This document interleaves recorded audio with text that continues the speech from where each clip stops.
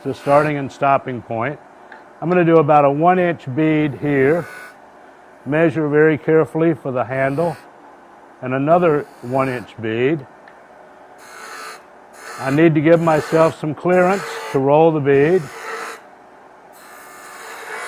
by making a half V cut on either side of the bead.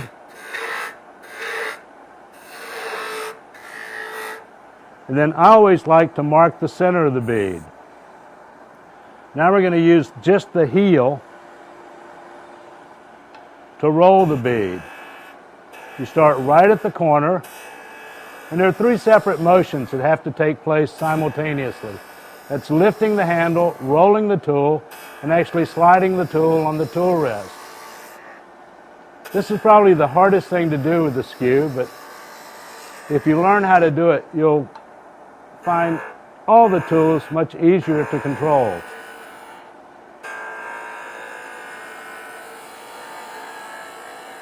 We're taking very small cuts, and once we start to cut, we want to continue all the way around.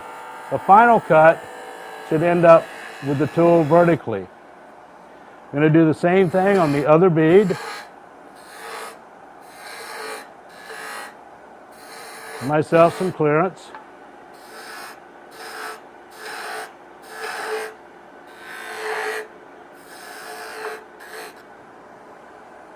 Mark the center of the bead, then come back to the heel, gently rolling, just a tiny little bit at first, and then proceed back towards the center with each progressive cut, and each cut continues a little farther around the bead.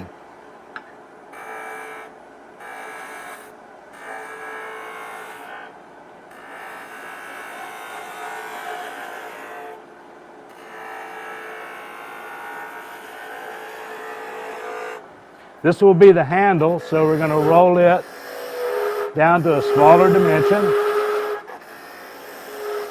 And here we're cutting in the center of the cutting edge until we get right up to that detail, and then we finish up with just the heel. We continue in the center, the heel is going to run into the bead and leave a mark.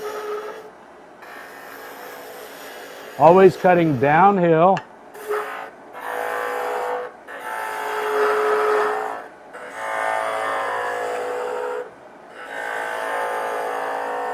And here you can actually customize it to fit someone's hand.